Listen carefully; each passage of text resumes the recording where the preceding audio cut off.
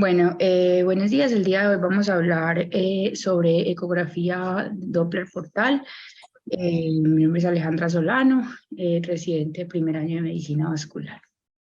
Entonces, para comenzar, pues las indicaciones para solicitar una ecografía Doppler portal son múltiples. Las principales para las cuales es una imagen diagnóstica de primera línea son para valoraciones de la valoración de hipertensión portal y de las enfermedades consecuentes como la cirrosis, cuando se sospecha que haya trombosis de vasos hepáticos nativos, o para valorar anomalías vasculares, ya sean eh, congénitas o adquiridas, y para hacer una evaluación de las TIPS o de las derivaciones portosistémicas intrahepáticas transyugulares o posterior al trasplante hepático. Sin embargo, estas dos indicaciones no vamos a evaluarlas el día de hoy en nuestra charla.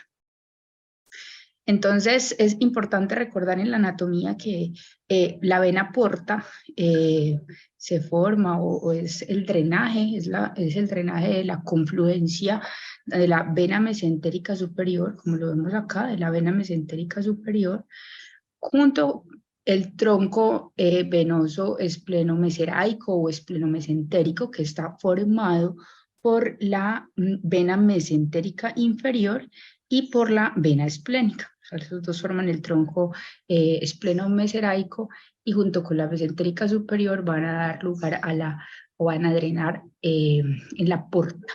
La porta es pues importante porque proporciona al hígado, o lleva el 75% de la sangre al hígado, que proviene de los intestinos delgado, grueso, del estómago, el páncreas, de la vesícula biliar y del vaso. Y pues aquí para recordar, entonces, la vena porta pasa por detrás o se forma o drenan pues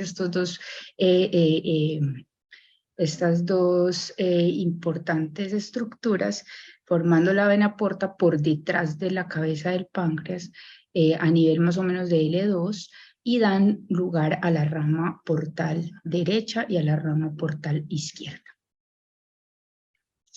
Entonces, pues se propone de técnicas para valoración de la vena porta, esta, que es el paciente en decúbito, el decúbito supino, aproximadamente es una, o sea, se puede valorar subcostalmente, o adicionalmente se podría colocar al paciente en decúbito lateral, contralateral, pues sí, el decúbito lateral, y ahí también podría ser un poco más fácil el abordaje portal. Pues no hay un punto específico donde siempre encontrarla, porque hay mucha variabilidad anatómica entre los diferentes pacientes, pero pues aproximadamente vendría siendo en el punto que tenemos aquí señalado.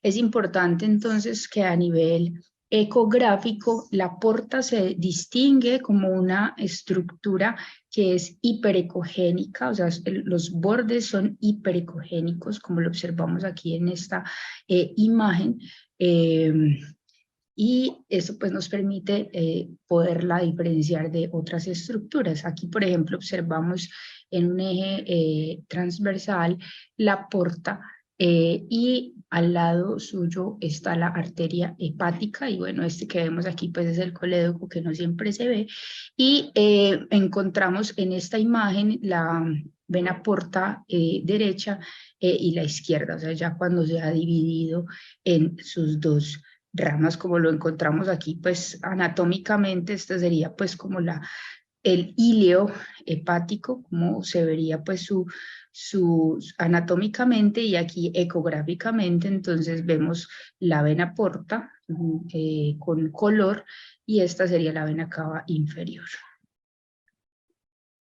Entonces, el flujo portal tiene ciertas características en la normalidad o fisiológicas, en el cual pues se menciona que es un flujo que es anterógrado, ¿cierto? Que va hacia el hígado, y que puede tener una pulsatilidad que pues es variable. Esto depende de muchas cosas, de la presión del transductor, de las respiraciones que tenga el paciente, del ciclo pues cardíaco, pues de que no tenga arritmias del paciente. Y esta pues entonces una pulsatilidad que es moderada y variable, y también una fasicidad o una variación respiratoria de baja velocidad. Ese grado de pulsatilidad que se relaciona pues como con la actividad cardíaca es menor que el que se observa en las venas hepáticas, como más tarde lo vamos a ver. Pero este sería pues como las diferentes formas de ondulación o de flujo portal observado. Esta pues definitivamente sí está perdida toda su pulsatilidad. ¿Y cómo calcular el índice de pulsatilidad? Pues la velocidad máxima menos la mínima sobre la máxima, y se ha descrito, esto es muy variable en los diferentes textos, que el índice de pulsatilidad medio está más o menos entre 0.48 más o menos 0.3, pero esto varía dependiendo de los diferentes estudios que se leen. Entonces, en el última publicación, en el último consenso de radiología y de medicina vascular, de ecografía, este consenso se menciona que es un flujo que es anterógrado, ¿cierto? Es un flujo anterógrado por encima de la línea de base, que se caracteriza por una velocidad pues baja respiratoria y una pulsatilidad moderada, y que esto ocurre porque el flujo venoso se transmite de regreso a la vena porta a través de sinusoides hepáticos. Entonces aquí observamos pues que el flujo es un flujo que es hepatopeto, es un flujo anterógrado por encima de la línea de base. Aquí vemos la velocidad máxima picosistólica y aquí vemos la velocidad al final de la diástole, con una pulsatilidad normal que sería mayor a 0.5. En esta hay una pulsatilidad un poco más aumentada en comparación pues a esta, pero sigue siendo un flujo anterógrado y hepatopeto, o hepatopeto, ¿cierto? Y bueno, como les decía, la basicidad varía dependiendo de diferentes factores, siendo una índice de pulsatilidad superior a 0.5 en la mayoría de los casos. La velocidad pues del flujo portal como tal, pues es también otra cosa que ha estado muy variable durante los tiempos, y que se ha mencionado que en algunos estudios el que tiene más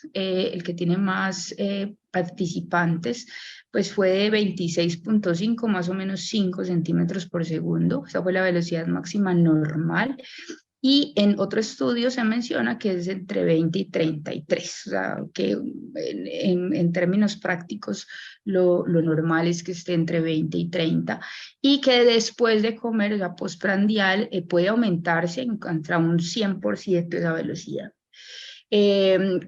Ahí pues entonces hay un flujo que se llama el flujo helicoidal, que se puede ver en la enfermedad hepática crónica o en la estenosis portal, pero en el 2% de los casos puede verse en las personas que son pues que no tienen ninguna patología, que son muy delgadas, por ejemplo. Entonces, en el último consenso se mencionan estos dos pues, flujos, estas dos definiciones para estado patológico portal.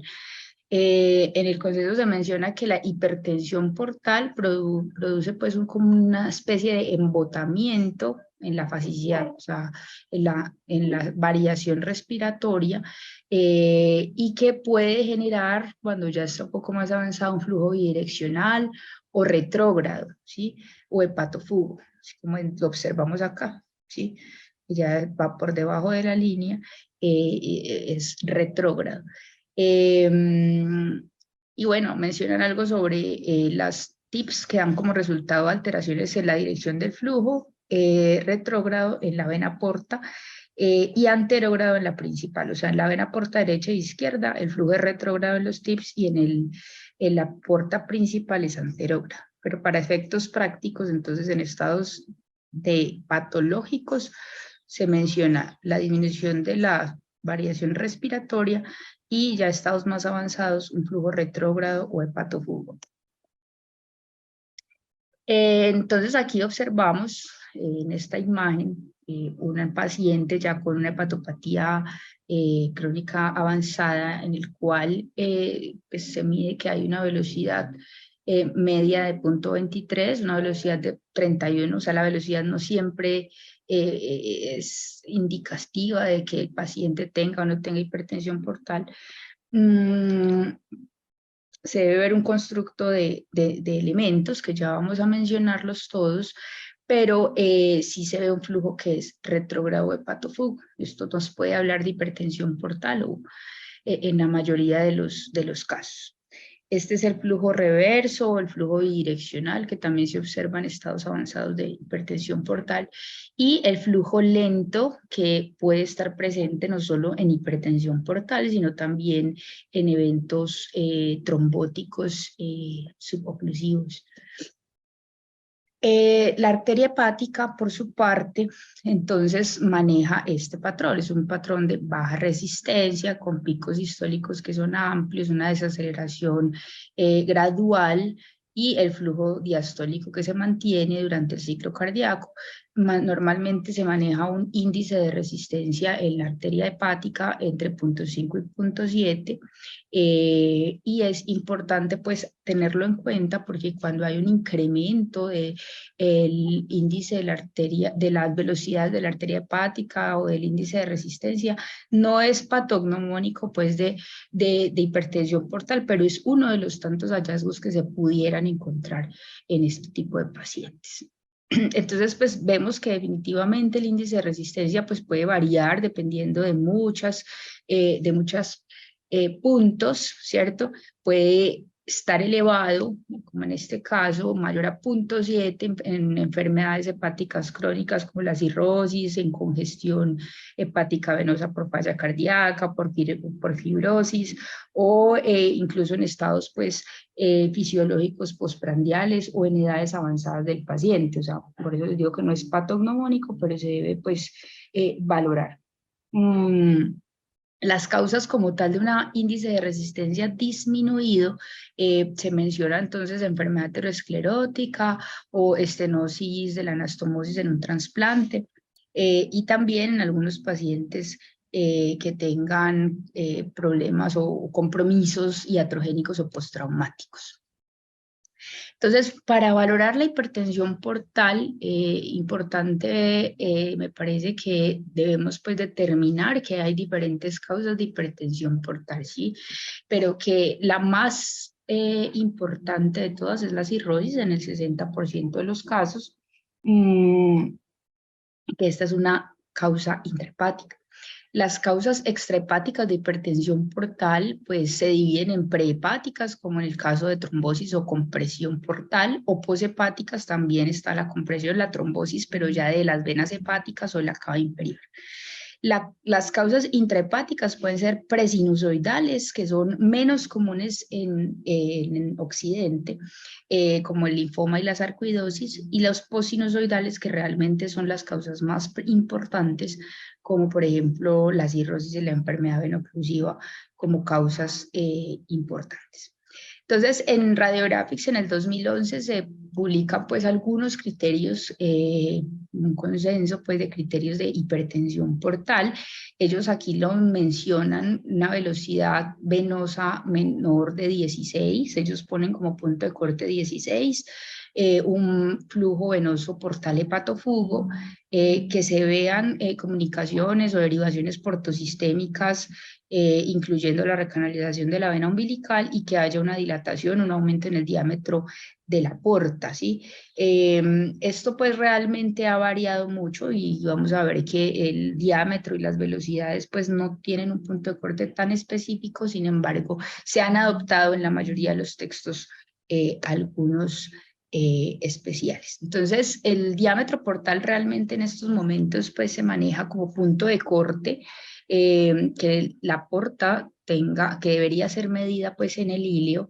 En el TAC lo mencionan que se mide pues a 1 centímetro de la subyacencia de las venas hepáticas. Sin embargo, bueno, en ecografía, pues lo ideal es medirla pues en el ilio, y el diámetro que se menciona para hipertensión portal es de más de 13 milímetros, y esto tiene una sensibilidad y especificidad del 80% para hipertensión portal. Cuando encontramos diámetros más elevados, de 16 milímetros, la especificidad se incrementa al 100%, pero disminuye la sensibilidad en comparación a diámetros menores. Pero lo que sigue siendo muy claro es que hay una incertidumbre con respecto al valor normal del diámetro de la porta, o sea, hay una variabilidad grande en los diferentes estudios, y por eso es que este no es un patrón confiable como único parámetro para hipertensión portal. O sea, se deben revisar otro tipo de variables. Entonces, la velocidad del flujo portal, otra de los parámetros que se deben valorar cuando se sospecha hipertensión portal. Se sabe que cuando hay velocidades bajas, es porque hay un aumento en el área de sección transversal de la porta y la velocidad disminuye, y es un buen indicador de hipertensión portal. Sin embargo, el tener velocidades normales no siempre excluye el diagnóstico de hipertensión portal. Pero tenerlas muy bajas sí es un buen parámetro para pensar en que la presenta. Entonces tampoco es un parámetro que sea confiable como único variable por los diferentes puntos de corte que se mencionan en los textos. Entonces, se ha indicado que una velocidad de menor de 16, o sea, de 15, tiene una sensibilidad del 88% y una especificidad del 96% para hipertensión portal. Ese es el punto de corte que se ha mencionado con una sensibilidad y especificidad muy buenas. Otro de los parámetros a valorar son las colaterales portosistémicas. Cuando encontramos colaterales, este es un enfoque confiable, es más preciso para hipertensión portal, porque el flujo portal se desvía a las colaterales porque hay una igualación, se iguala o se aumenta la resistencia entre la porta y las colaterales, y entonces estas empiezan a presentarse de diferentes maneras. Usualmente la más prevalente de las colaterales, la más vista pues es la gástrica izquierda. Esta se puede ver incluso hasta en un 90% de los casos de hipertensión portal ya más avanzadas. La vena coronaria que se ve o que está entre el duodeno y la curvatura menor del estómago, esta drena cerca de la confluencia esplenoportal, y se puede observar en los pacientes en el 75% de los casos puede estar presente. Y las otras colaterales que también se mencionan son las gástricas cortas o las ramas ya de las venas mesentéricas superior e inferior, que también pueden estar presentes como colaterales en hipertensión portal. Entonces, vamos aquí a observar estas imágenes. Esta pues es una imagen de la vena, esta es la imagen de la vena umbilical, aquí me equivoqué, de la vena umbilical, y adicionalmente podemos observar en esta imagen, en modo B, transverso, entonces las relaciones que hay. Entonces está la aorta, aquí está la arteria esplénica y aquí está la vena coronaria inferior a esta. Se puede observar, y cuando, o sea, el signo más temprano como tal es que haya un flujo inverso en la vena coronaria, ¿sí? Hay un flujo inverso en la vena coronaria, y ya posteriormente, cuando está más avanzada la hipertensión portal, pues hay un ensanchamiento o un agrandamiento, un aumento del diámetro de esta hasta en un 78% de los casos. Entonces, esta pues es muy, muy prominente y se ve pues como la mayoría de los casos de hipertensión portal. Esta pues es la vena umbilical que que se está conectando con la porta y se observa que el flujo es hepatofugo, tiene una sensibilidad mayor cuando el flujo es hepatofugo en la vena umbilical. Esta pues se observa desde el ombligo hasta la vena porta izquierda o hasta la rama izquierda de la vena porta.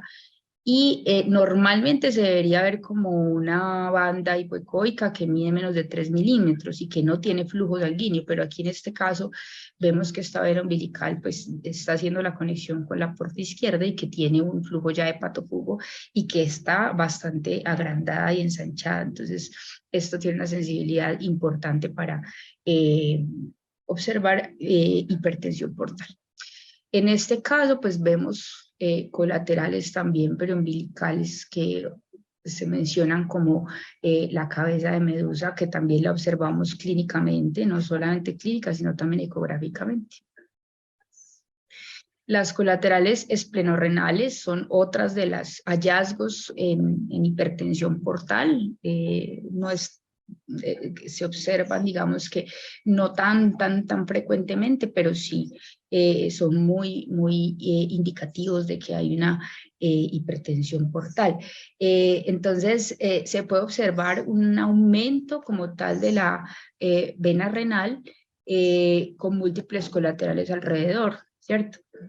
Aquí vemos varias colaterales a nivel del ilio, este es el vaso, a nivel del ilio esplénico, múltiples colaterales y la vena renal se observa agrandada. Entonces, esta es otra de los hallazgos que tenemos que estar pendientes y por el cual siempre debemos no solamente valorar que haya esplenomegalia, sino que debemos ver el ilio esplénico en los pacientes a los que estemos sospechando hipertensión portal. Entonces, bueno, aquí vemos otro de los hallazgos que se observa cuando el flujo portal ya no es hepatopeto, sino que es hepatofugo o retrógrado, o sea, se revierte como tal el flujo y esto pasa inicialmente en las ramas portales, o sea, pasa primero allí y después cuando ya la hipertensión portal se va empeorando o va incrementando o aumentando, se observa también en ramas principales. Y pues básicamente hay una dirección opuesta del flujo arterial, del flujo venoso en comparación al flujo arterial. Ese es el hepatofugo. Y también, pues aquí observamos, por ejemplo, que se ve claramente el patrón de la arteria hepática anterógrado y el flujo venoso retrógrado, o sea, no van en la misma dirección, sino que van en direcciones opuestas. Esto es un patrón hepatofugo en el Doppler espectral. Otros signos que se deben tener en cuenta es el hígado, ¿sí? O sea, hay que valorar la ecogenicidad del hígado, que haya un incremento de la ecogenicidad, que se vea el hígado pequeño, de bordes aserrados, con un patrón micronodular. La presencia de diacitis también nos puede hacer pensar con los demás signos que hemos hablado de que el paciente podría tener hipertensión portal. El lóbulo como tal izquierdo, el lóbulo hepático izquierdo se observa aumentado de tamaño en la mayoría de los casos. Hay esplenomegalia, que pues esta se menciona en algunos textos mayores de 15.5, el tamaño.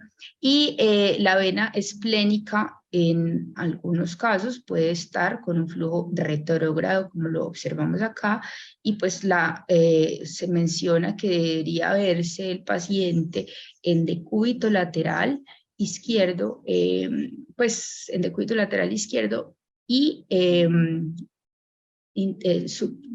o sea,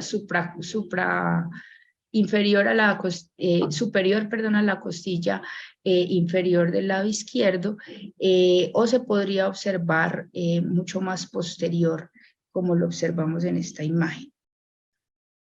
Otros de los signos que se mencionan son la arteria hepática, que se ve tortuosa, ¿sí? Porque es la que está intentando recuperar ese flujo que la porta pues no está logrando drenar. Se desvía como tal el flujo arterial desde los sinusoides hepáticos hacia la vena porta normalmente, y pues esto cuando no se logra, entonces la arteria hepática intenta compensar y se vuelve tortuosa o aumenta sus velocidades. Hay uno de los nuevos criterios que mencionan que cuando la arteria hepática tiene unas velocidades mayores a 160, se pudieran correlacionar con un MEL alto, que nos habla pues como de ya estadios avanzados de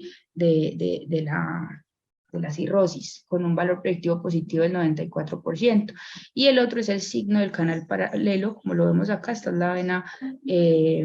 la vena porta, y la arteria hepática se ve aumentada de tamaño con un signo del canal paralelo. Ya hablando de otras patologías para las cuales es útil la ecografía Doppler portal, pues está la trombosis de la porta. Esta pues es bastante común en los pacientes cirróticos. Se menciona pues que hasta en un 30% de las etapas avanzadas de cirrosis puede estar presente, y que hay otras causas que también pues se pueden estar relacionadas, como las neoplasias hepáticas, pancreáticas, compresiones extrínsecas o estados de hipercoagulabilidad per se, y procesos inflamatorios o infecciosos de tipo enfermedad inflamatoria intestinal, diverticulitis, colecistitis, pueden también estar relacionados con trombosis de la vena porta. Pues realmente es un examen de primera línea porque tiene una sensibilidad del 93% y una especificidad del 99% para trombosis portal, y tiene un valor predictivo negativo del 98%, es decir que solamente el 2% de los pacientes pues podrían tener la trombosis portal teniendo una ecografía que no muestre esto. Entonces, realmente muy buena su rendimiento.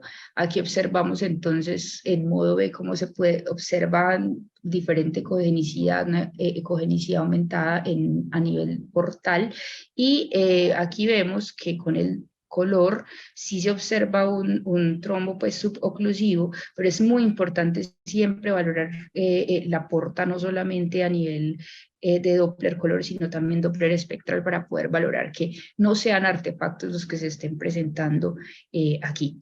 Aquí observamos que hay también una trombosis, una ecogenicidad pues mixta a nivel de la porta, y que cuando le ponemos pues el color y el Doppler pues está disminuido como tal la basicidad, y pues no nos pinta como tal el color, está con una trombosis portal.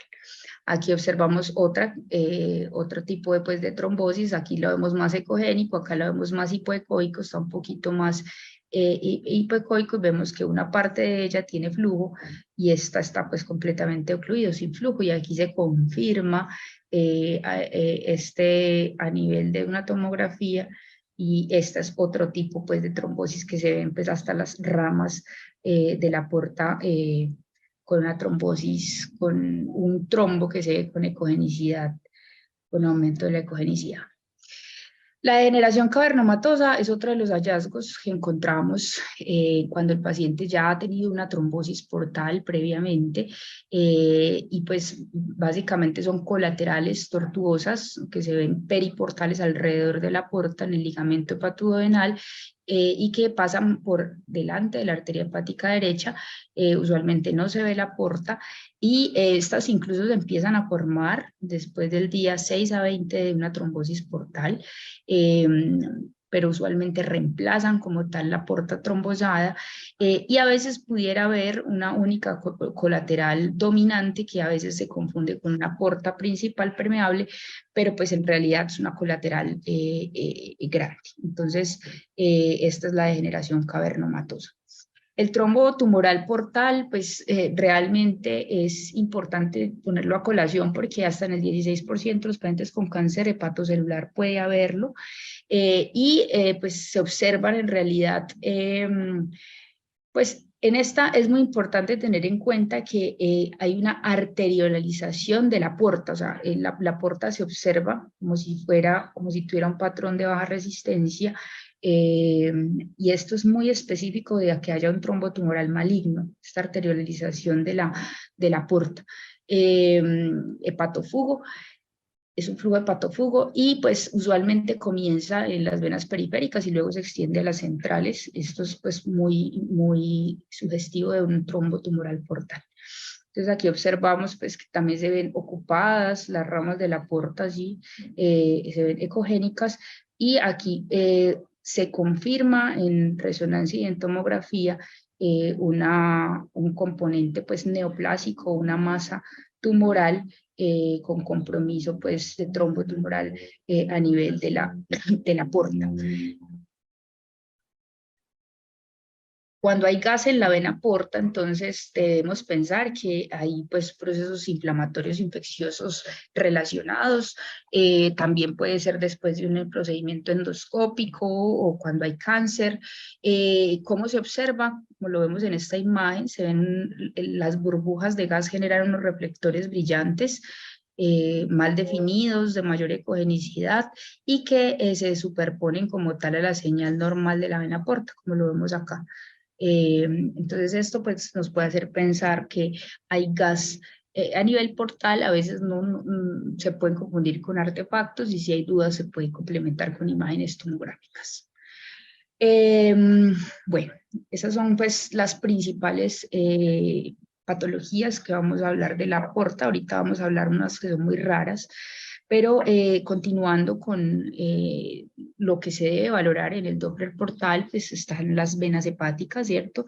La vena hepática entonces en sus ramas derecha, en su rama media y en su rama izquierda, como lo observamos aquí pues en la confluencia con la vena cava inferior, rama derecha, media, izquierda, se observan aquí pues muy bonitas en esta imagen. Entonces, pues la izquierda usualmente se recomienda ser valorada en un campo pues subsifoideo. La derecha se recomienda valorar intercostal y cerca de la línea axilar media. Y la media, o sea, la rama media de las hepáticas es muy variable. Esta pues usualmente se puede ver subsifoidea o se puede ver intercostal o puede estar cerca de la línea axilar anterior o subcostal. Pues puede ser variable, pero la idea es observar las tres ramas, pues porque pudiera haber una trombosis, por ejemplo, en una de ellas y las otras estar permeables. Entonces es importante verlas. En el consenso, en el nuevo consenso pues de ecografía y de medicina vascular, entonces se menciona como estado fisiológico de las hepáticas, dos ondas que son anterógradas y dos ondas que son retrógradas. Las anterógradas que observan, que es S y D, que se observan por debajo de la línea de base, y las retrógradas que se observan por encima de la línea de base, que son B y A. Entonces, la onda S pues nos refleja como tal un llenado rápido de la aurícula derecha en la sístole. D nos refleja un llenado rápido de la aurícula derecha, pero al inicio de la diástole, ¿cierto? Y el B es un sobrellenado de la aurícula derecha al final de la sístole ventricular, y A ya es una breve reversión del flujo con contracción de la aurícula derecha o con el cierre de la tricúspide. Se deben obtener entonces siempre estas, o sea, estar pues seguros de que tengan sus dos componentes, tanto retrógrados como anterógrados, y tener en cuenta pues que idealmente se debe tomar el espectro cuando, o sea, decirle al paciente tome aire, bote aire, y ahí en la expiración, al final de la expiración es donde mejor se podría valorar como tal la onda espectral de las hepáticas. Entonces las venas hepáticas pues son tetrafásicas, ya mencionado en algunas partes, o tetrainflexionales. Este es pues como el patrón normal, S mayor que D. ¿Listo? Y pues esta es como la correlación con el electrocardiograma y con los hallazgos con el electrocardiograma y con los hallazgos pues de la presión venosa central. Los estados patológicos de las venas hepáticas, entonces en el consenso se menciona que pues puede haber un flujo retrógrado, o sea, que se ve por encima de la línea de base, con alteraciones en la fasicidad, cuando hay, por ejemplo, TIPS, cuando hay derivaciones portosistémicas transyugulares que están ocluidas. Esta es una de los estados patológicos observados. Puede haber entonces también pacientes que tengan compromisos de falla cardíaca severos o de congestión hepática en el cual se observa la D mayor que la S, por ejemplo, o se observa un flujo retrógrado. Y en por ejemplo, en este caso vemos cuando hay una estenosis de la tricúspide severa en el cual se observa predominantemente la onda A y se ve disminuida la onda D en este caso, ¿cierto? Entonces, en estos pacientes, dependiendo del grado de reflujo o de compromiso tricuspidio, puede ser más prominente la S que, perdón, la A que la D. Aquí vemos mucho más claro la regurgitación tricuspidia, cómo se ve. Entonces, en esta, pues la contracción del ventrículo derecho produce un flujo que es retrógrado, o sea, por encima de la línea de base hacia la aurícula derecha, y desde la aurícula hacia las venas hepáticas, este es anterógrado, y produce un pico sistólico que está invertido. Este es el patrón, pues, como más común en la regurgitación tricuspidia. Aquí también lo observamos. Y acá pues vemos, por ejemplo, cuando se observa un flujo pues que es mayor que la D, y esto puede estar en pacientes con congestión hepática, con congestión por falla cardíaca. Las otras patologías importantes a valorar, pues la obstrucción de las venas hepáticas, el Budd-Chiari, que se puede ser por compresión o por infiltración o por trombosis. Los trombos pues pueden ser de diferentes ecogenicidades, pueden ser suboclusivos o oclusivos. Puede haber una disminución en la pulsatilidad, o sea, se ve como monofásica, o puede estar pues ausente como tal el flujo Doppler, y se pueden observar incluso cuando hay ya obstrucciones o trombosis de las hepáticas, algunas colaterales, llegando pues a las hepáticas, las colaterales de las venas caudadas que se ven grandes, o de las hepáticas accesorias pueden también observarse en estos casos cuando hay una trombosis o una obstrucción de las venas hepáticas. Ya pues terminando, causas un poco más raras que se pueden observar también en el Doppler portal, pues son las fístulas arterioportales. Aquí se observa en el modo B como si fuera un quiste, pero cuando ponemos el color observamos una comunicación entre la porta y ramas de la arteria hepática. Pueden comunicarse incluso por medio de una dilatación aneurismática, que es esta que veíamos como quiste, y esto es una fístula arterioportal que pudieran ser congénitas o pueden ser adquiridas posterior a lesiones pues, iatrogénicas o lesiones hepáticas, pueden estar presentes. Y las congénitas, pues que están dadas por malformaciones arteriovenosas o por el Ölder-Weber-Rendon. Las pseudoaneurismas en la arteria hepática usualmente pues se ven cuando hay un trauma, ya sea por procedimientos, por ejemplo, por procedimientos de la vesícula, o por traumas penetrantes o biopsias, por ejemplo, hepáticas, o incluso después de los trasplantes. En estas usualmente no es tan fácil ver en el cuello del pseudoaneurisma, no es tan fácil ver el flujo direccional, que es el usual, o el de vaivén. A veces se ve simplemente un patrón de remolino. O sea, los patrones que se observan son variables, pero tienen pues el aspecto similar a las pseudoaneurismas en otras partes, en otras arterias del cuerpo. Y por último, la derivación portosistémica venosa, usualmente pues son congénitas, pueden ser extrahepáticas o intrahepáticas, y son, pues tienen varios tipos, ¿cierto? Pero pues no es el caso, simplemente son comunicaciones anormales ocurren, ya sean con la vena cava inferior, o con la porta, o con las hepáticas, o con otras venas esplenomesenctéricas, y que tiene una comunicación, algunas por un aneurisma venoso. A veces pueden tener incluso comunicaciones en varios focos, entre las venas portas, la hepática, en ambos lóbulos del hígado. O sea, hay muchas clasificaciones de este tipo de derivaciones, y pues en la mayoría de los casos son congénitas y se deberían pues caracterizar eh, con otros métodos imaginológicos. Entonces, pues en conclusión, el Doppler portal pues tiene varias indicaciones, entre ellas valorar los signos sugestivos de hipertensión portal o de trombosis vascular hepática. El diagnóstico ecográfico de la hipertensión portal pues realmente es un constructo, es una combinación de hallazgos, entre ellos el diámetro, la velocidad portal, la presencia de colaterales, el flujo hepatopeto portal, esplenomegalia, ascitis y cambios pues ecogénicos del hígado. La presencia de las colaterales es el signo más sugestivo de hipertensión portal de todos los mencionados. Hay otros métodos pues, que están en advenimiento, como la ecografía con contraste y la correlación con la elastografía, que pueden mejorar el rendimiento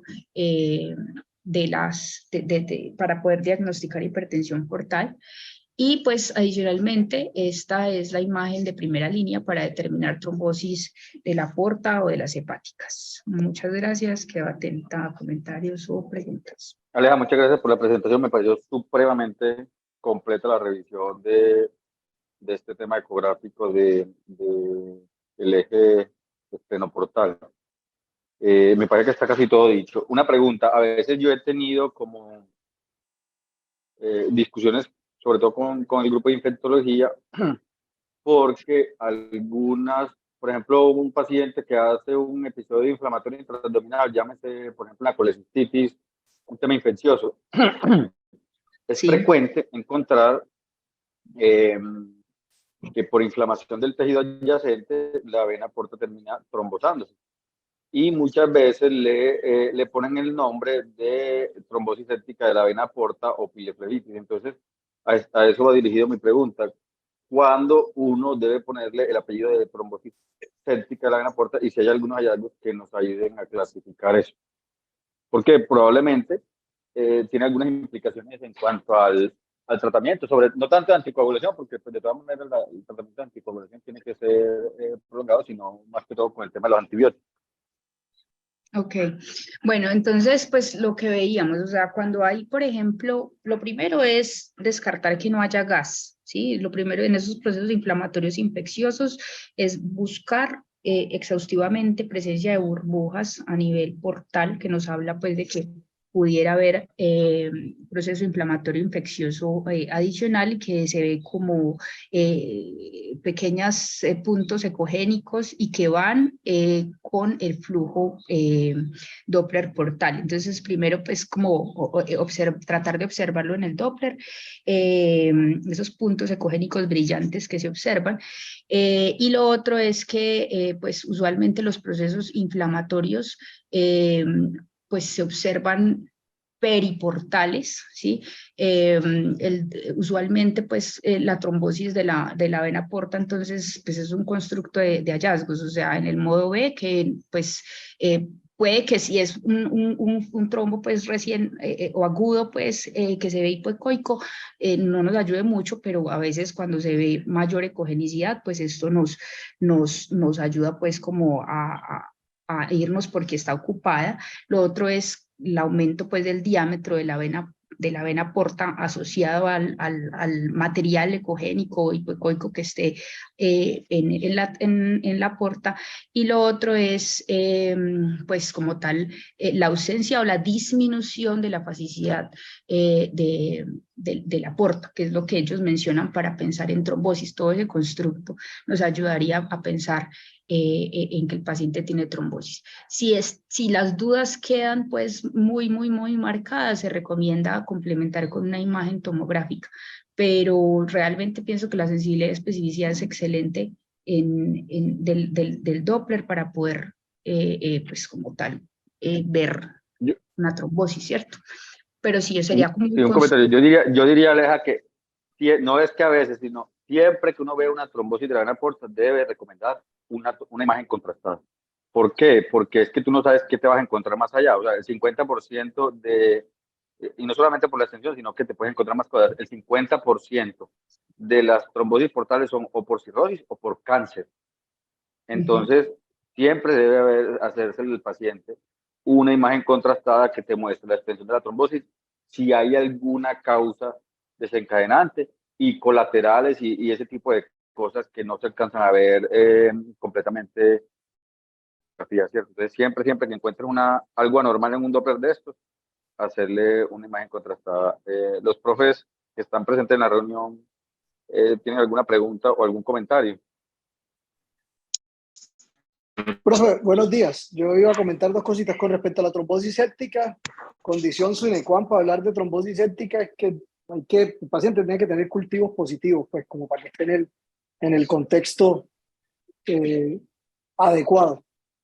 Yo diría que que es fundamental que no solamente tenga una infección demostrada, sino también que esté en cultivo, pues que haya evidencia de la bacteria. En hemocultivo, eso sí. Exactamente. Hacer entonces hemocultivos positivos. Dos, Aleja, yo tengo una pregunta, pues, algo que escuché ahorita. Uno ve que lo del trombo tumoral, la manera en que se extiende es de los vasos más grandes a los vasos más pequeños, pero muchas veces no reportan un tumor intraparenquimatoso que está en estrecha relación con alguna de las ramas de la porta.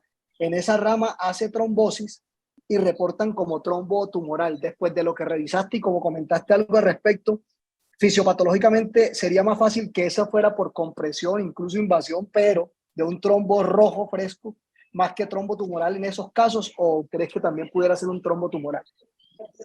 Pues realmente, según lo que la revisión, ellos mencionaban que el trombo tumoral incluso iba de la periferia hacia las centrales, pues eso era como lo mencionaban en el texto, de la periferia hacia las centrales, y que o sea, el signo más específico como tal para poder pensar en un trombo tumoral era la arterialización de la porta, o sea, ese era el más específico. Si no, era muy complicado pues como poderlo determinar. Ahí sí definitivamente pues se mencionan las tomografías o las resonancias como complemento para poder observar la presencia de masas en este punto. Y otra cosa que ellos mencionaban cuando se sospechaba un trombo tumoral es que en la mayoría de las ocasiones, si hay una duda, pues recomendaban la biopsia, ¿sí? La biopsia guiada por aguja y pues tomográficamente. En la mayoría de los casos, incluso ponían varios casos en los que aparentemente no se veía muy clara la masa o la tumor y se veía pues la invasión de la porta, hacían una citología por la arterialización del flujo, por ejemplo, y esto conllevaba un trombo tumoral. O sea, diagnóstico final, ellos mencionaban que también si habría muchas dudas se pudiera hacer tomando biopsia de este punto. Pero ellos lo mencionan, sí. Yo lo menciono es porque precisamente la gran mayoría de los casos que nos encontramos reportados, por ejemplo, lo que vemos nosotros aquí, es eso, un tumor intraparenquimatoso que está en relación a una parte más distal de una rama de la porta distal, donde es muy difícil encontrarle flujo a esa parte tan distal y lo reportan. O sea, ellos ven tumor, ven esa imagen así y van reportando trombo tumoral. Yo creo que fisiopatológicamente es mucho más fácil en ese caso que fuera un trombo rojo. Yo lo digo es porque pues, los manejos son completamente diferentes.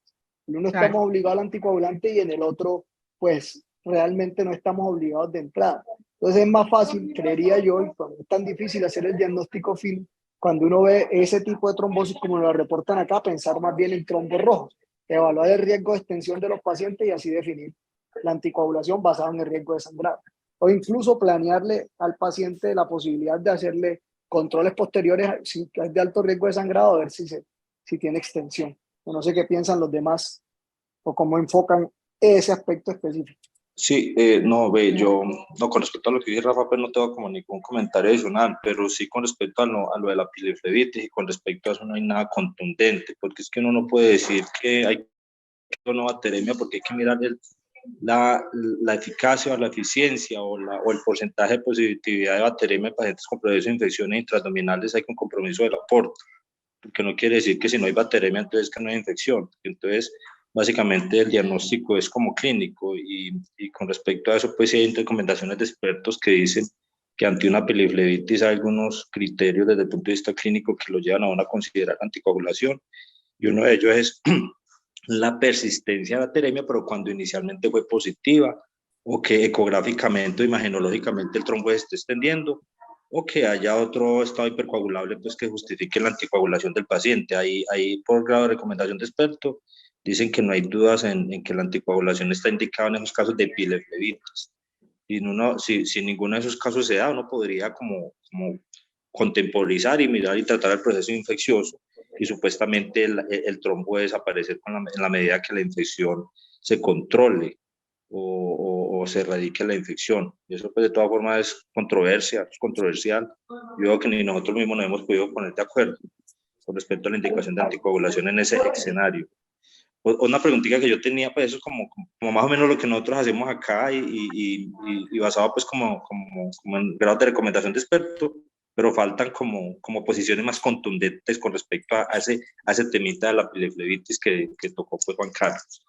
Y una pregunta que yo le tenía a Alejandra es que hay veces, bueno, eso de los diámetros, que el diámetro de la porta de 13, pero uno mira que esos diámetros son basados en otras poblaciones, en general en poblaciones europeas o americanas, y probablemente los pacientes o nosotros aquí los latinos con toda seguridad tenemos unos diámetros distintos. Entonces si uno ve algo, otros hallazgos que le sugieran hipertensión portal sin llegar a ese diámetro, uno podría ir sacando conclusiones también, porque en la medida que la porta se va ensanchando, pues el flujo se va alterando, desde ser menofásico, pues como más continuo, hasta terminar por invertirse ya en estadios más avanzados. Y otra consideración que hay que tener pues, desde el punto de vista ecográfico, que si bien nosotros no somos radiólogos, es tratar de medir el diámetro longitudinal del vaso, que también es un elemento importante pues como para considerar la hipertensión portal. Sí, de acuerdo, profesor. No sé. ¿Cómo? Sí, profe, realmente pues sí, tanto el diámetro como la velocidad portal tienen en estos momentos pues como único parámetro, no son fidedignos de hipertensión portal, ¿cierto? Precisamente por esa gran variabilidad que hay en los diferentes estudios de puntos de corte, ¿sí? O sea, lógicamente entre más diámetro, probablemente va a haber menos flujo, o menos velocidad, perdón, y va a ser un poco más específico para hipertensión portal, menos sensible, pero más específico.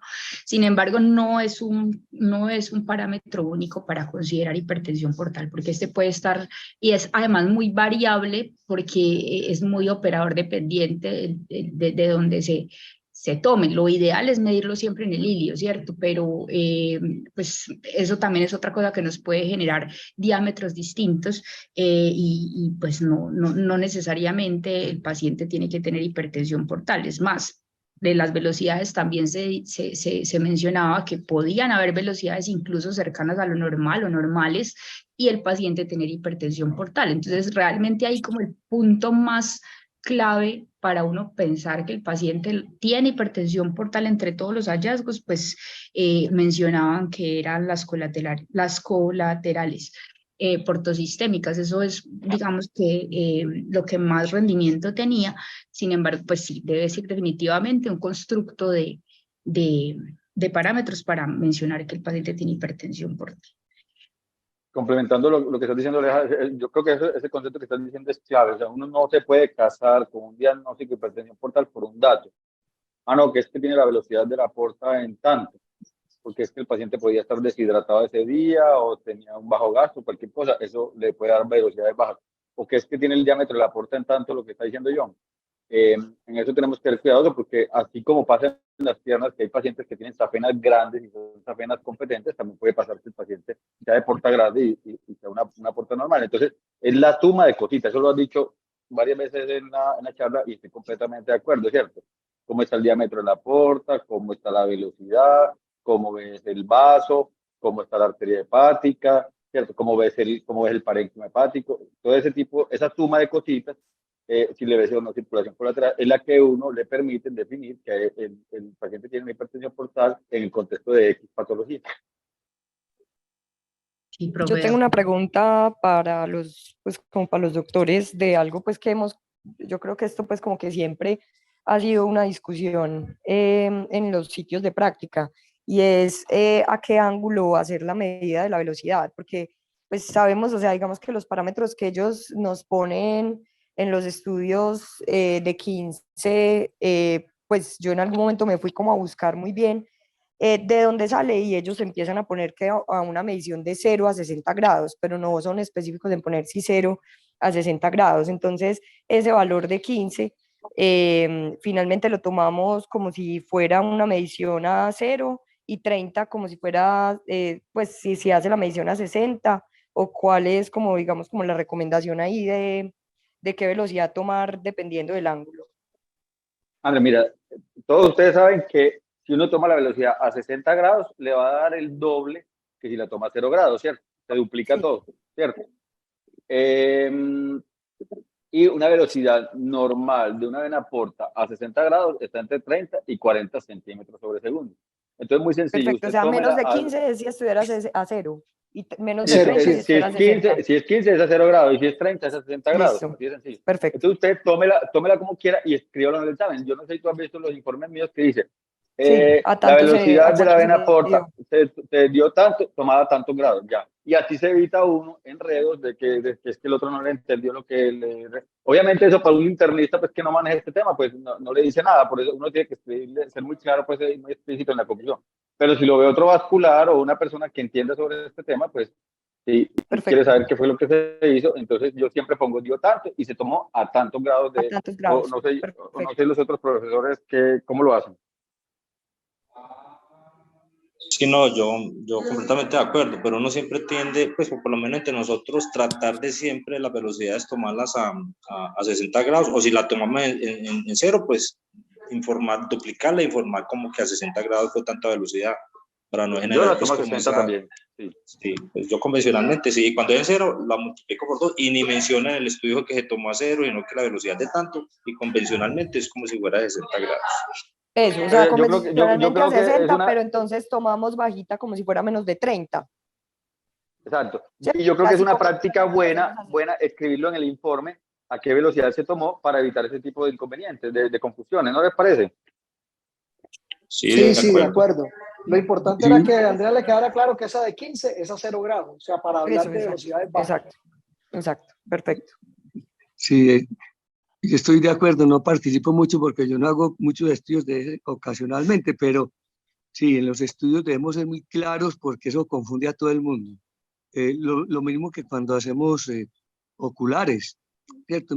Siempre lo hacemos a 0 grados, pero me parece muy pertinente lo que dice Juan Carlos en el informe poner, se tomaron velocidades a tantos grados y ya, es para que la idea cuando nos solicita un examen es para aclarar cosas y no para confundir. Entonces yo creo que, o creo no, debe ser así, explicarle a los doctores en qué ángulo está, porque si ustedes mandan o un ocular o lo que sea, pues uno sí ve a cuántos grados lo tomamos, pero usualmente la persona que recibe el informe no está muy al tanto de esto y se puede confundir. Entonces me parece muy pertinente ponerlo a cuántos grados. Usualmente las arterias sí utilizamos en 60 grados porque podemos graduar muy bien el ángulo y la dirección del flujo, pero en estos casos, que es más difícil, yo creo que sí es muy pertinente hacer eso. Alejandra, muchísimas gracias por la presentación, me parece que estuvo muy completa y a todos les agradezco por la asistencia y vamos a ver pacientes que ya son las 8. Feliz día a todos y muchas gracias. Buenos Perfecto, muchas días, gracias. Gracias. hasta Que estén luego. bien.